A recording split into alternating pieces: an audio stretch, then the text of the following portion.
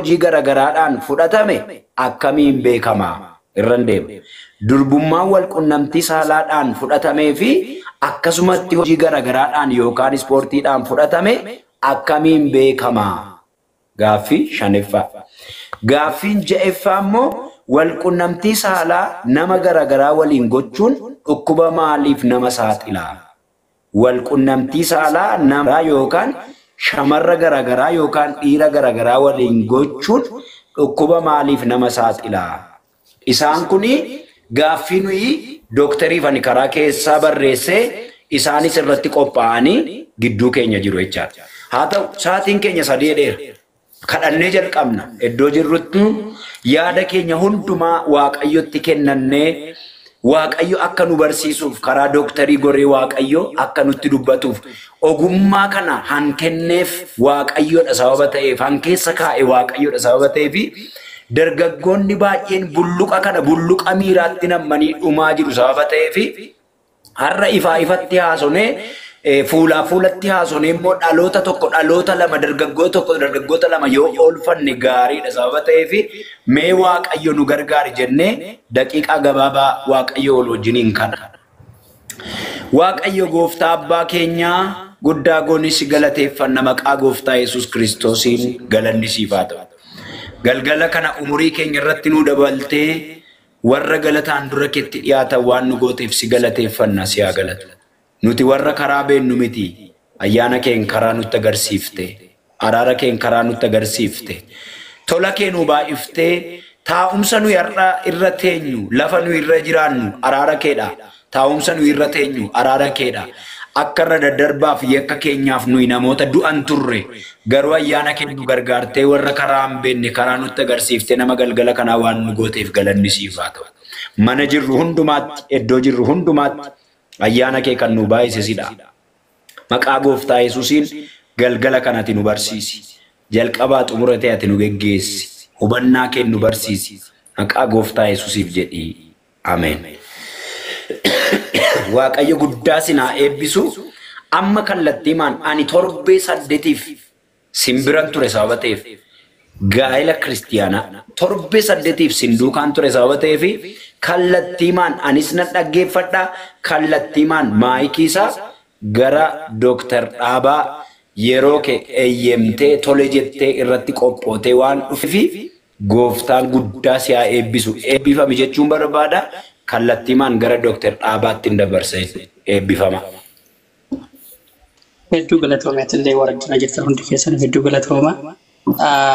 Gaaffii na pireesteeta beekaa torbee darbee gaaffii kellee dubbiseera. Kanaatii fi namoota fakka ta'uutii fi damni yaada irratti illee qabdan gaaffii qabdanii dabareedhaan wal gaafachuun ni danda'ama jechuudha. Kanaatiif iyyuu namootaaf akka ifa ta'uutii fi gaaffii kee tokkoffaa naa dubbistee yoon itti deebisee lammaffaa sadaffaa jennee akkasiin deemnaa jechuudha. So gaaffii kee tokkoffaa mee dubbisii fi namoonni haaraa garansi waan jiraniitiif irraa eegala. Gaaffiin inni jalqabaa dubarri tokko akkamiin durbummaa dhabuu dandeessi? Bareedaadha. Inni kun durummaan namaa kan inni baduu danda'u karaa baay'eedha. Fakkeenyaatii fi tokko karaa exersaayisii jechuudha. Hojii guddaa hojjechuutiin, jimnaastikii adda addaa hojjechuutiin, heavy waan dugdatti baatan ulfina guddaa kan qabu dugdatti baachuun, jimnaastikii adda addaa hojjechuun, exersaayisii ulfaataa hojjechuun, fiigicha garmalee yogguu tireenii godhan waan akkasii hojjechuun durummaa shamarran tokko balleessuu ni danda'a. Namoota baay'een kan isaan hin beekne tamboon kan jedhamu. Okay. Dooktar irra deebaa. Sagaleen dhaabatee ture irra deebaa jalqabumaa qabata. Okay. Shamarran kan isheen itti durbummaa dhabuu dandeessu karaa baay'eedha. Tokkoffaa ulfina guddaa baachuu jechuudha. Yeroon akkas jedhu shamarran ispeeshaalii namoonni shamarran naannoo baadiyyaatti dhalatanii ulfaa bishaan guddaa bishaan okkoteetti lagaan fiduu kufanii kufaatii guddaa fiduutiin darbeellee exersaayisii adda addaa fiigicha humnaa olii fiiguu kun wantoonni akkasii durummaa balleessuu danda'a jechuudha. Achumaan darbeerree durummaanii kan namoonni hin beekne I think tamboon kan jedhamu jira. Tamboon jechuun gaafa dubartiin menstruation isaan dhufanii qaama isaanii keessa kan kaawwatan jechuudha. Namoonni beektan yoo jiraatanii wanti kuni gaafa qaama shamarranii keessa galu virginii dubartii tiishuu qaba. Tiishuun isaanii suni haphiidha guddaa miti jechuudha.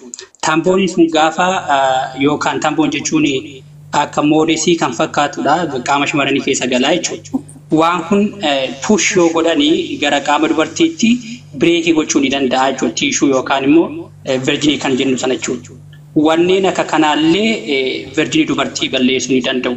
Warreen yeroo baay'ee tamboonii fayyadamtan yookaan immoo menstruation keessan gaafa si dhufu waan akkasii warra fayyadamtanii sirna qabeessaatiin baay'istanii puushtoon godhiin itti fayyadamuu qabdu jechuudha. Kun balleessuu ni danda'a jechuudha. Karaa biraa karaa qaama wal quunnamtii saalaa dhiiraatiin akkuma beekamu inni badaa jechuudha. Achiin darbee namoonni tokko tokko asirratti waa'ee saayinsii jiru haasona safuuf aadaa keessaa baanee jechuudha. Yeroo akkana jennu safuuf saayinsii irratti hundoonee safuuf aadaa yoo eegne akka hin dubbanne nu taasisaa jechuudha. So waan haqa jirurraa haasonaa jechuudha. Shamarran tokko tokko boyfriend yoo qabatan yookaan immoo ani wal quunnamtii saalaa directly waliin gaggeessinu jedhanii qaama harkaatiin yookaan qubaatiin qaama dubartii keessa gashuun virginii dubartii ni balleessaa jechuudha. So wanneen akka kanaa kuni dubartii irratti miidhaa fiduu ni danda'u.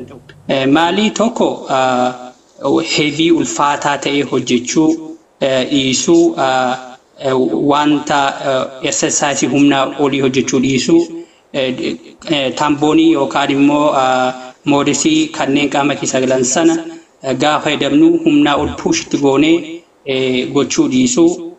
Sadaffaan wal quunnamtii saalaa of eeggannoo yookaan dhiira faana gochuu dhiisuu. Arfaffaan immoo dhiirri tokko tokko yookaan shamarran illee ofii ishee virginii balleessuu ni dandeessi by the way. Akkamitti shamarran ofii ishee virginii balleessuu ni dandeessi? Quba harkaatiin shamarranoonni yoo fayyadaman maaliitiif kuni fedhii fooniidha. Egaa fedhiin foonii namatti dhufu shamarran tokko tokko dhiira bira hin ga'u jechuutiin yoo meeshaa kara qabu yookaan quba isaaniitiif fayyadaman balleessuu ni danda'u virginii isaanii jechuudha. Akkumallee dhiirallee meeshaa kara qabu yookaan harkaan yookaan wantoota adda addaatiin yoo qaama dubartii keessa gashee virginii balleessuu ni danda'a jechuudha. So warreen akkana maajirii virginii balleessuu danda'anidha. Gaaffii asirratti itoo isa ittiin darbiin gaaffii namni yoo qabaatu jiraate itti fufnaa jechuudha.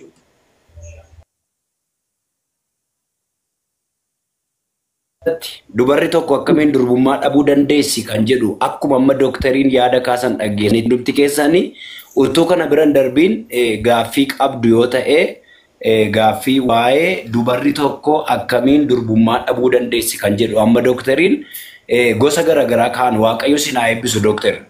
Dubarri tokko karaa wal quunnamtii saalaa dhabuu dandeessi quba ishee ofitti kaa'uudhaan maaliif hin nyaatti hin dhugdi miira qabdi sababa ta'eefi sanammoo miira ishee sana to'achuuf yookiin miira ishee sana arakka'uuf jettee qubaan balleessuu dandeessi jedhee ispoortii garaagaraadhaan baduu danda'a jedhee dooktariin dubbateera. Asirratti dooktar gaaffii ani si gaafadhu durbummaan kun bifa akkamiidha? Keessa haphii moo sisii moo waan maal fakkaatudha? Waan salphaatti baduu danda'udha? Asirratti maaliitiif kana dubbachuu dhiisee gaaffii keessa laffaatee arfaffaa irratti keessatti hammata waan ta'eef dubbachuu dhiisee uumamaatiin dubartiin virginii dhabuu ni dandeessi. Uumamaatiin jechuudha. Namni akkasumatti itoo virginii hin qabaatiin virginiin suni tiishuudha. Tiishuutu haayimeen kan jedhamu jira afaan Ingiliffaa isaa afaan Oromoo isaa hin beeku. Haayimeniin suni tiishuu sanaatiin haguugfamtee jirti jechuudha. Tiishuun suni wantoota baay'ee akkamitti tiishuun sun haphiidha yabbuudha yookaan immoo gidduu galeessa jedhee kan hin dubbanneetii fi Virginii gosa meeqa jira kan jettirratti ni dubbachuu barbaadeen dhiisee uumamaatiin illee abuu ni dandeessi shamarran tokko dubartii jechuudha. Maaliifi neecharii maa haayimeniin isaanii kun oopinii ta'ee uumamaa jechuudha. Warreen akkasii illee ni jiru. Virginii dhabuu kan dandeessi kan jedhutti wantoota ammani kanaan dura ibsa sanarratti keessaa firii kan taate virginii immoo kan abdee karaa kam jechuudha. Uumamaatiin oopinii ta'eetu uumamee jechuudha. Wanta kanaallee ni jira. Warreen akkasii kun persentii 0.8tu jira jechuudha. Maaliif nama 1,000 keessa nama tokko argachuun salphaadha. Nama uumamaatiin virginii dhabee uumamuu dhalatu jechuudha. Garuu darbee yeroo tokko oopinii ta'ee ni uumama. Haphaa yaabbuusa jiru gaaffii keessatti aantu keessatti sii deebisa. Na eebbifamaa Dooktar. Kanarratti dubarri tokko akkamiin durbummaa dhabuu dandeessi kan jedhu irratti warri gaaffii qabdanii utuu gara isa lammaffaatti hin darbiin kanarratti gaaffii hin qabdan taanaa hin dabarra inni Dooktariin kaaseessi ifadha natti fakkaata maaliif akkaataa isaan itti dhabuu danda'an. Ganni gaaffii qabdaa? Akka isaan nuuf ibsan barbaadu. Tole sagaleen koo dhaga'amaa Paaster. Eeyyeen dhaga'ama.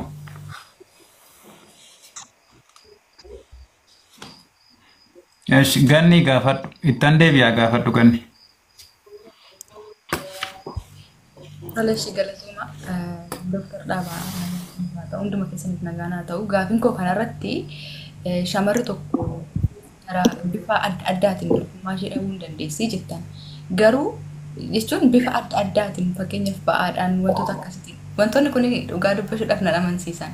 Yaa ta'uti garuu saayinsiidha waan ta'eef sin caalaan beeknu inni kun dhugaadha yoo ta'e abbaan manaa ishee yookaan namni ishee fuudhu sun dubartiin kun dhiira bira hin geenye.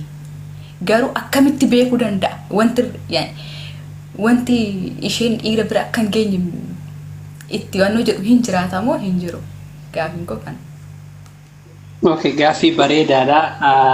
Gaaffii gannii gaaffii Paaster Daanii lamee shanaffaarra jira. Dubartiin tokko wal quunnamti virginii ishee yoo dhiiraan baduutii fi karaa biraa baduusaa akkamiin adda baafnee ilaallaa kan jiru gaaffii shanaffaarra jira natti fakkaata. So achirratti deebisa amma itoo siin deebisiin dura jechuudha.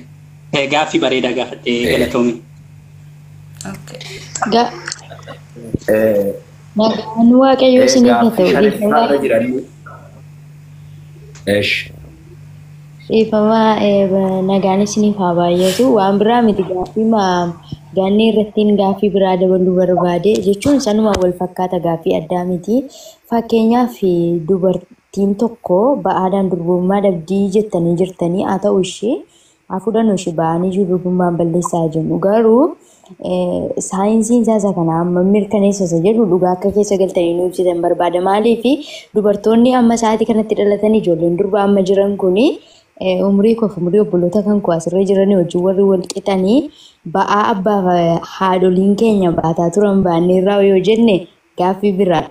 Maaliif isaan ba'aa ulfaataa baachaa durba ta'anii immoo abbootii keenyatti heerumanii jechuudha. Nu immoo ba'aamti badaa hammanatti nutti ulfaatee sadarkaa sanarra ga'u hin jiru. Tokkoffaa kana lammaffaa immoo akka macaafa qulqulluutti deebisaa jirtu waan ta'eef wanti kun ragaa macaafaa qabaa ba'aadhaan durbummaan akka badu ragaa macaafaa wanti lafa kaa'ee jira gaaffii kooti. Lammaffaan immoo wanta kana waaqayyo tuume waan ta'eef akkamittiin ba'aadhaan baduu danda'a ispoortiin haa ta'u ishee jechuun wanti sun ulfaataa waan ta'eef yookiin immoo sadarkaa sanarratti wanti nama mudatu tokko jiraachuu waan danda'uu fi ishaa jennu ispoortii garuu dhimma ba'aa sanarratti fagoodha. Maaliif wanti kun akkuma qaama keenya fuula keenya irratti uumame jabaatee waan uumame natti fakkaata iddoo isaatti jechuudha. Kanaaf isa kanaa godhaa dhiifama. Hedduu galatoomi. Asirratti yaada bareedaa ibsite Maartaanii ba'aan baduu hin danda'u kan jettirratti virginii gosa sadiitu jira. Virginii gosa sadan keessaa kamtu ba'aatiin badaa kamtu immoo baduu hin dandeenye kan jedhe virginii gosa meeqa jiratti na gaafatte Paaster achirratti deebisachuu. Ela maadha beektu amma namoonni 70 gastiirra jirtanii jalqaba gaaffii gaafannee turreela. Dubarri tokko akkamiin durbummaa dhabuu dandeessi kan jedhu irratti dooktariin jalqaba ibsaniiru. Kanarratti gaaffii qabdu yoo ta'e gaaffii kan isinitti ta'e jira yoo ta'e akkamitti durbummaa dhabuu dandeessa irratti duwwaa deebii isaan isinii deebisan isiniin galle taanaan gaaffii gaafachuu dandeessu. Amma gosi akkamiin dhabuu dandeessi kan jedhu gaaffii itti aanurra jira sababa ta'eef. Okay. Gosa kamiin gosa meeqa jiraadha gaaffiin lammaffaan? Amma gaaffii lammaffaattan isinii darba gaaffiin tokkoffaa irratti hin jiru taanaan tokkoffaan ifadha. Inni lammaffaa dhiirri durbummaa qaba dooktar. Bareedaadha. Dhiirri yogguu shamarran tokkootii fi dhiira tokko kompeer gaafa goonu kamtu durbummaa irra luusii godha yookaan durbummaa dhaba wenne shamarran jechuudha. Karaa baay'eetiin waan ta'eef jechuudha. Dhiirri durbummaa ni qaba. Yoom durbummaa isaa dhabaa gaafa jennu dhiirri tokko durbummaa ni qaba ibbaa. Dhiirri durbummaa isaa gate kan jennu yookaan virjinitii isaa gate kan jennu gaafa inni walquunnamtii saalaa gaggeessee ijaa guleetii godhe yookaan immoo sanyii kormaa sanaa qaama dubartiitti gaafa angalaase eegalee virjinii isaa dhabee jedhama. Amma inni ijaa guleetii hin goone yookaan immoo sanyii kormaa sana qaama dubartiitti angalaasnetti virjiniitii luusii godheera jechuu hin dandeenyu. Asirratti waa baay'ee kaasuu barbaada warra dhiiraaf illee ta'ee warra shamarraniitiif jechuudha. Dhiironni yeroo baay'ee naachuraalii namni tokko umuriin isaa 10 ol yoo ta'e 10 asitti warri ta'an dhiironni naannoo 10, 11, 12 umuriin isaanii gaafa ta'u dubartii bira osoo hin ciisinii karaa baay'ee jira. Ijaa guleetii yookaan sanyii kormaa angalaastee beektaa jedhanii gaafa gaafatanii eeyyee angalaasee beekaa, baasuumii keessatti angalaasee beekaa, saamunaadhaan angalaasee beekaa, itoon ciisuu angalaasee beekaa. Probleemii adda addaa geessuu jechuudha dhiiraa kun jechuudha. So yeroo akkasii kana dhiirri virjiniitii isaa luusii godheera jennee yoo gaafanne hin goone jechuudha. Virjinii jira jechuudha. Maaliif hamma inni dubartii wajjiniin ciisee qaama sanyii kormaa sana hin dhangalaasnetti qaama dubartiitti virjinii qabatee jira jechuudha. Gaafa inni luusii godhu gaafa inni sanyii kormaa sana qaama dubartii keessatti qaama isaa insertii yookaan galchee gaafa angalaase qofaa virjiniitii dhabeera jenna jechuudha. So amma isaa asitti hin goonetti itoo dubartii bira hin ciisin sanyii kormaa angalaasuun virjiniitii dhabeera jechuu hin dandeenyu jechuudha. So dhiirri akkasitti virjinii qaba, virjinii qabuun virjinii qabaadha. Akkamitti immoo virjiniitii isaa luusii godha yoo jenne wanneen amma isinitti hime kanadha jechuudha. Warreen dhiiraa yeroo baay'ee ani virjinii dhabeera jettanii yookaan virjinii qaba yookaan immoo virjinii hin qabu jettanii haadha manaa keessan fuula dureetti himuu yoo barbaaddan yoo dubartii bira ciistanii qaama kormaa angalaasaniitu shamarra sanatti yoo ta'e virjinii luusii gootaniitu jechuudha. Yoo immoo hin goone callistanii osoo ciistanii abjuu keessa nama yaaduutiin yookaan immoo baasuumii keessa galtanii saamunaa fayyadamuutiin looshinii adda addaa fayyadamuutiin luusii yoo gootan yookaan sanyii qaama keessan yoo angalaastan virjinii abdaniitu hin jedhamu jechuudha. Haala kanadha gaaffii keetii fi paaster. Dooktar Waaqayyo sinaa eebbisu dhugaa baay'een keessan akka irraa barataa jirtanii beeka. Kanaan dura akka sagalee Waaqayyootti gaa'elli kiristiyaanaa maal fakkaata kan jedhu torbee 8 wal wajjin ilaalle. Amma immoo akka fayyaatti maal fakkaata? Amma fakkeenyaaf dhiirri durbummaa qabaa eeyyee qabaa jedhan doktariin. Maaliif amma fakkeenyaaf namoonni baay'een halkan abjuutiin dhangala'aa yookaan ispeermii isa inni ofirratti dhangalaasu. Kana jechuun furrii baachuu jechuudha. Furrii maaliif furriin sinitti dhufa sababa ta'eef?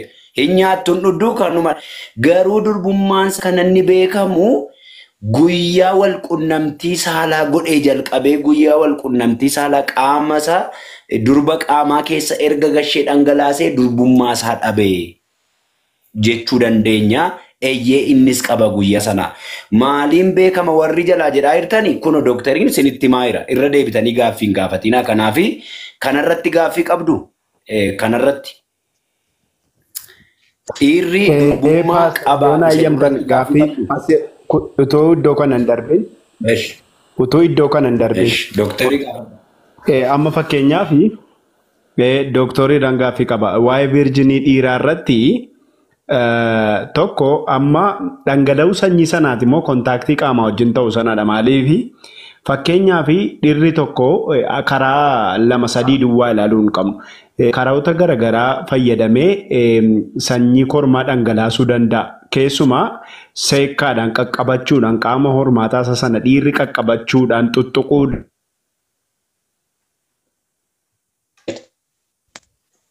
Sagaleen kun dhaga'amaadha? Eeyyee amma dhaga'amaa jira sira citeera gidduutti. Amma itti fufi. Sagalee konnekshinii qophaa'ina rakkisaadha. Dhaga'ama sagaleen. Eeyyee. Lakkoofsa tokko naasafame yoo dhaga'amattan jala gaaffii gabaabduudha daqiiqaa tokko yoo hin ta'u sekendii 20 yoo hin ta'u. In dhaga'ame. Amma fakkeenyaaf asitti kan hin dabarre dhiirri kontaaktii amma fakkeenyaaf qaama hormaataa isaa qabee sukkuumuudhaan sanyii kormaa dhangalaasuu danda'a. Utuu dubartii bira hin ga'iiniyyuu duratti jechuudha. Kun wantinaan akkasii ni uumama. Utuu dubartii bira hin ga'iiniyyuu qaama hormaataa isaa tuttuquudhaan yookaan seekkaa isa jedhamuun sanyii kormaa isaa dhangalaasuu danda'a dhiirri. Sun garaagarummaa dubartii tokko bira ga'ee kontaaktii sana wajjin maalni garaagarummaan isaa? Karaa eega akkasitiin verjinii isaa dhabatee dhiirri isa qaqqabatu sanaan immoo akkamittiin dhabuu jedhama. Kontaaktiidhaan eegate immoo wanta qaama dhalaa sana keessaa wantinaa ta'utu jira. Very nice. Gaaffii bareedaadha dirriba hedduu galatoomii. Dhiirri tokko akkuma inni jedhee. Dhaga'ameera yoo ta'e. Yaa dhaga'ameera gaaffii keessatti dhagaheera bareedaadha gaaffiin kee hedduu galatoomii. Yaada dirribaan kaasee dhiirri tokko otoomanii dubartii bira hin gahiitiin iyyuu karaa harka tuttuquutiin saamunaa looshinii fayyaa adda addaa fayyadamuutiin ispeermii of keessaa ni baasa dhiirri. Yeroo sanatti virjinii dhabeera hin jedhamu moo gaafuma qaama dubartii keessa galchitu adda isa godhaasa jedhedha. Hedduu bareedaadha. Dhiirri tokko akkuma sitti ibsetti hamma inni gaafa inni virjinii isaa luusii godhe keezii guddaan qaama dubartii keessa galchuu isaati. Inni itti virjinii dhabeera dhiirri tokko kan jennu gaafa qaamni dhiiraa suni qaama dubartii sana keessa galchee even sperm loose yoo ejaculate godhe completely loose godheeraa jenna. Hamma inni qaama dubartii keessatti qaama isaa hin galchinetti sperm virginity loose godheera jechuu hin dandeenyu jechuudha. Maaliitiif even umurii waggaa 8 waggaa 9 waggaa 7 warri dhiiraa wantoota adda addaatti fayyadamuutiin yogguutti ejaculate godhan jiru. Waggaa 11 12 13 keessa jechuudha. Qaama dubartii bira otoo hin gahin jechuudha. So sababa kanaatiifidha kan isaan luusii godhan malee harka tuttuquutiin yookaan immoo looshinii adda addaa fayyadamuutiin spermii dhangalaasuun dhiiraa virginity isaa luusii godhameera jedhamu. Hamma inni qaama dubartii sana keessatti qaama isaa hin galchinetti jechuudha. Yoo gaaffiin koo dirribaaf deebi'eera ta'e neetwoorkii sabaa sanatti fakkaata. Eeyyee, Dooktar Waaqayyo guddaa sin haa eebbisu. Neetwoorkii isa buuse eebbifamee sanyii gaaffiin qabattee turte.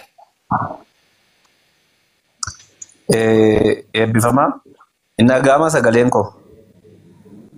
Eeyyee. Dooktar eebbifamaa tokkoffaa gaaffiin deebi'u kana wangeela wal qabsiisanii wal bukkee qabanii saayinsii fi wangeela wal bukkee qabanii otoo nu deebisanii natti tola ture kun yaada dhuunfaa kooti. Kan biraa waa'ee durbummaa dhiiraa irratti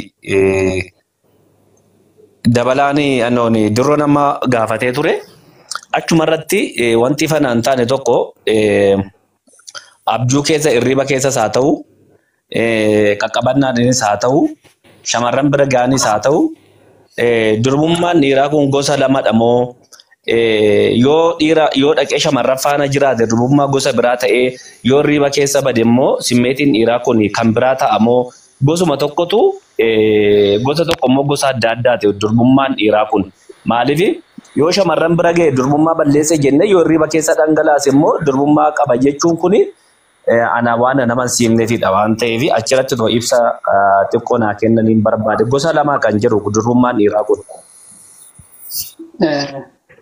Tole dirree sanyii gaaffii kee bareedaadha. Yaada gaarii gaafatte saayinsii fi wangeela wal bira qabnee uummata keenya barsiisuu qabna kan jettee fi hedduu bareedaadha. Moor ana caalaa namoonni wangeela dubbisan Paaster Dameenfaa jiru achiin karaa wangeelaa isaan na gargaaru. Asiin immoo ani karaa saayinsii isaan gargaaraa jechuudha. Gara fuulduraatti illee wangeela dubbisee isaan irraallee barnoota adda addaa fudhadhee wangeelaatii fi saayinsii kana wal cinaa qabsiisee dhiyaachuu nan yaala. Sagantaa isaanii illee nu qopheessuu danda'u nuufillee barnoota kan nu kennu karaa wangeelaa jechuudha. Karaa kanaa hedduu galatoomne. Sanyiin kormaa kuni virjiniin dhiiraa kun gosa lama qabamoo gosa tokkodha kan jette irratti sanyiin virjinii waa'ee virjinii irratti haasaa jirra. Virjinii dhiirri tokko qabamoo hin qabuuni ni qabaadha. Dhibbaa. Gaafa kan virjinii immoo dhabaa jennee yoo ilaalle amma virjiniitii luusii gochuu isaatii fi qabaachuu isaati. Dhiirri tokko virjinii gaafa inni ispeermii dhangalaasuu ni danda'a. Moor ispeermiitti miti virjiniitii luusii gochuu dhabuu fi dhabuu dhiisuun dubartiin mataan isaanii inni dhangalaasu filuudii jechuudha. Shamarran mataan isaanii iyyuu gaafa itoo virjinii of keessaa hin baasin virjinii isaanii itoo dhabiin filuudii of keessaa baasuu jechuudha. Maaliif gaafa waan dhiira yaadan tokko gaafa argan fedhii foonii keessa galuutiin halkan yeroo rafan shamarran dhangalaasu jechuudha filuudii akkuma dhiirri ispeermii ijaaguleeti. Shamarran immoo filuudii ijaaguleetii dhangalaasu jechuudha. Warreen ispeermii dhangalaasuu filuudii dhangalaasuun dhiiraaf shamarranii kuni virjiniitii irratti ni hundaa'inne virjiniitii dhabuu irratti hundaa'inne ni hundaa'u. Maaliitiif dhiirri itoo wal quunnamtii isaa dhangaggeessiin ijaaguleetiin gosa ispeermii. Shamarran immoo otoo virjiniin ishee hin badiin filuudii of keessaa baasti jechuudha akkuma dhiirri ispeermii of keessaa baasu. Inni kuni virjinii irrattii fi dhiiraaf dubarratti hundaa'u jechuudha. Kanneen virjinii irratti hundaa'u kan shamarranii virjinii yookaan haayimenii kan jedhu afaan Ingiliffaatiin tiishuun jirtu sun tiishuu sana bireekii yoo taate qofadha virjinii ishee kan abduu shamarran jechuudha. Malee filuudii baasuu ishee irratti kan hundaa'e miti jechuudha. Dhiirri immoo virjinii isaa luusii kan godhu gaafa qaamni isaa qaama shamarranii guyyaa sanaa kaasee maalanni virjiniitii isaa dhabeeraa jennaan jechuudha. Malee ispeermii dhangalaasuun namni baasuumii keessa galee asirratti barnoota kan isin ta'u waa tokko isin himuu barbaada gaaffii kana bagaqlee kaastanii dhiironni haadha manaa fuudhuu kan jibban. Shamarran ani kanaa booda hin fuudhu kan jedhanii shamarran kan jibban poornii irratti viidiyoo poornii ilaaluutiin qaama ijaaguleetii kan godhan addaaptii akkasii qabaatanii haadha manaa fuudhuu dhiisanii umurii hedduu qofaa isaanii kan jiraatan hedduutu jira jechuudha. Warri dhiiraarree poornii seeksii ilaaluun isniitii fi gaarii miti. Maaliitiif jennaan waan sanatti addaabsatan jechuun haadha manaa akka isin fuune isin taasisaa jechuudha. Namoonni amma poornii seeksii ilaalanii ijaaguleetii godhan garuu virjiniitii kan qabaatan ni jiru. Kanaaf virjinii dhabuuf dhiisuun ispeermii buusuu keessatti osoo hin taane kan hundaa'e osoo hin taane qaamni dhiiraa tokko gaafa qaama shamarranii gale eegale dhiirri virjinii dhabeera jenna. Malee virjinii dhiiraa kun gosa lama qabaa gosa sadii qabaa miti. Maaliitii fi bakkeettu dhangalaasaa sabawwan qaama dubartii keessa galee dhangalaaseetii fi virjinii dhabeera wenne akka inni irri guddaan ammallee deebisee kan sitti himu warra shamarraniitii fi abbaan manaa keessanii yoo dubartii biraa faana ciiseera ta'e virjinii dhabeeraa jenna. Yoo dubartii biraa faana hin ciisne garuu akkumatti bakkeetti immoo ispeermii isaa dhangalaasee yoo ta'e still he is virgin jechuudha. Akkanatti si ibsuu barbaada sanyii more clear yoo si ta'uu baate yeroo biraa si ibsuu danda'a malee buusuu fi buusuu isuurratti miti kan hundaa'u virjiniitiin dhiira qaama dubartii keessatti hin galletti jechuudha. Okay, bifama jecha chumarratti wangeelaan kan daangeffame deeggarame yeroo baay'ee durbummaa sharaniiti malee kan dhiirri durbummaa qaba kan jedhu kana wangeela keessaa waan hin agarreeffani kallattii isaaniin otoo wangeela wal qabate kan jire kanaafi kan bira durbummaan dhiiraa kun amma durbummaa shamarranii halluu qaba diimaa durbummaa xumureera wal qaba durbummaan dhiiraa kun halluu qaba kan jedhu. Durbummaan dhiiraa kun halluu qaba maaliin beekama ispeermichuma santu durbummaa jedhama moo wanti ittiin akka shamarranii sanii adda ittiin bahu dhiirri tokko durbummaa mallattoo durbummaati kan jedhu kun mallattoo inni qabu jira kan jedhudha. Okay, gabaabsee si himaa achiin gara caffeetti deemnaa yookaan ol qabaatti. Dhiirri tokko virjinii abuu isuusaa teestii gochuu ni danda'ama akkuma shamarranii jechuudha. Akkamittiin bartaa mana yaalaa deemteetu guyyaa inni walquunnamtii saalaa eegale saayinsiin yookaan laabiin ni himaa jechuudha. Walquunnamtii saalaa gaggeessina moo hin gaggeessine jettee baruu ni dandeessa kan dhiiraa jechuudha. An shamarreen illee akkanumaa jechuudha. Mana yaalaa geesseetu teestii ta'a guyyaa akkasii gaafa akkasii walquunnamtii saalaa gaggeesseetti jedheetu laabiin sitti himaa jechuudha. Kanaaf virjinii dhabuun dhiiraa karaa laabiirree ni beekama malee kalorii irratti nu hundaa'u jechuudha.